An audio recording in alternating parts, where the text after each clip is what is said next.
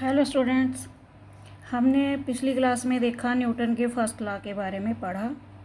तो न्यूटन का first law क्या था कि यदि कोई वस्तु विराम अवस्था में है तो वो विराम अवस्था में रहना चाहती है। यदि वो यूनिफॉर्म मोशन में चल रही है तो वो यूनिफॉर्म मोशन में ही चलती रहेगी जब तक कि हम उसको कंपेल नहीं कर देते कोई अनबैलेंस्ड फोर्स द्वारा उसकी पोजीशन को चेंज करने के लिए। मतलब जब तक हम उस पर कोई अनबैलेंस्ड फोर्स नहीं लगाते तब तक वो अपनी स्टेट को चेंज नहीं करेगी। इस चेंज ना करने के गुण को हम कहते हैं इनर्शिया। तो आज हम पढ़ेंगे न्यूटन सेकेंड लॉ। तो न्यूटन के सेकेंड लॉ को पढ़ने से पहले हम एक फिजिकल क्वांटिटी के बारे में पढ़ेंगे, मोमेंटम के बारे में। तो मोमेंटम क्या है? Define momentum. Momentum is the quantity of motion. Momentum क्या होती है? एक क्वांटिटी होती है ऑफ मोशन, गति, जिसमें ऑब्जेक्ट में गति है, पोजेस्ड बाय ए बॉडी। जो बॉडी मोशन में है उसमें एक क्वांटिटी होती है, उसको हम कहते हैं मोमेंटम। मोमेंटम को हम कैसे डिफाइन करेंगे? Momentum is the product of mass and velocity of the moving object. तो जो मोमेंटम होता है वो मास और वेलोसिटी की प्रोडक्ट होती है। तो हम मोमेंटम को लिखते हैं पी से। ऊपर हमने एरो का निशान लगाया, ये शो करता है कि वेक्टर क्वांटिटी है। एम वी के ऊपर भी हमने एरो का निशान लगाया, तो मतलब वेलोसिटी भी जो है वो एक वेक्टर क्वांटिटी है। तो मोमेंटम उसी तरफ लगेगा जिस ओर उसकी ऑब्जेक्ट की वेलोसिटी है। वेलोसिटी की डायरेक्शन की तरफ ही मोमेंटम लगता है। तो मोमेंटम को हम मापते क्या हैं? उसके इम्पैक्ट को देखते हैं।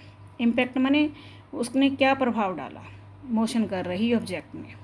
तो आप ये देखिए, हमने एक टेनिस की बॉल ली है और एक क्रिकेट की बॉल ली है। आप दोनों में फ़र्क तो जानते ही होंगे कि दोनों के मासेस क्या होते हैं, अलग अलग होते हैं। टेनिस की बॉल हल्की होती है, क्रिकेट की बॉल भारी होती है।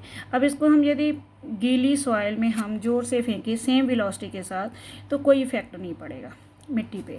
लेकिन यदि हम क्रिकेट बॉल को ज़ोर से फेंकेंगे तो ये नीचे की ओर चली जाएगी। तो मतलब ये ज़्यादा बल लगा रही है क्रिकेट की बॉल और टेनिस की बॉल से।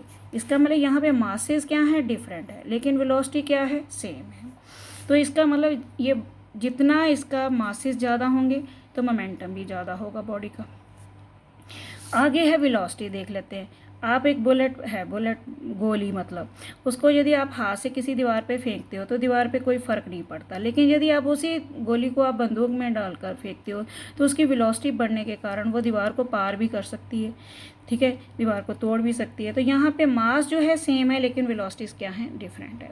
तो मोमेंटम का जो मेज़र है कि किसी चीज़ पर कितना उसका प्रभाव पड़ा उसके द्वारा माप करते हैं हम। अब हम आएंगे सेकेंड लॉ ऑफ मोशन। तो न्यूटन का सेकेंड लॉ ऑफ मोशन क्या है?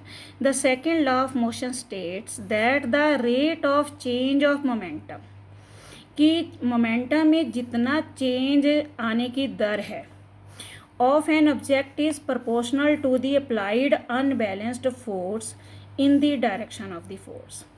अब ये एक बार दोबारा देखें कि सेकेंड लॉ ऑफ मोशन क्या कहता है कि जो हम किसी ऑब्जेक्ट पर जिस दिशा में बल लगाते हैं तो उस दिशा में जो बल है वो डायरेक्टली प्रोपोर्शनल होता है change of momentum, rate of change of momentum. उस ऑब्जेक्ट में जितना मोमेंटम आया उसमें जो परिवर्तन की दर है उस पर निर्भर करता है। अब हम ये सेकंड जो लॉ है मोशन, ये मोशन से हम फोर्स का फार्मूला भी निकाल लेते हैं। तो जैसे है F is equal to m a, ये है क्वेश्चन आ सकता है आपको derive. F is equal to m a, F है फोर्स और m है मास, A है एक्सेलेरेशन। तो आपको ये तो पता ही है कि जब हम किसी ऑब्जेक्ट पर फोर्स लगाते हैं तो उसकी वेलोसिटी बदल जाती है और एक्सेलेरेशन भी बदल जाता है। तो हम इसका डिराइव कैसे करेंगे? Let if body of mass m is moving in a straight line with a initial velocity u and its acceleration is a, it gains velocity v after some time t। तो t समय के बाद उसकी velocity v हो जाती है। तो initial momentum फार्मूले के हिसाब से इनिशियल मोमेंटम को हम p1 से लिखेंगे। तो initial momentum mass into velocity, initial velocity m into u. Final momentum p2 से डिनोट करेंगे mv। चेंज इन मोमेंटम मतलब माइनस कर देंगे p2 minus p1, mv minus mu। m हमने कॉमन ले लिया, v माइनस u आ गया। According to second law of motion, जो जैसे लॉ ने कहा वैसे कि फोर्स इज डायरेक्टली, ये डायरेक्टली का साइन है,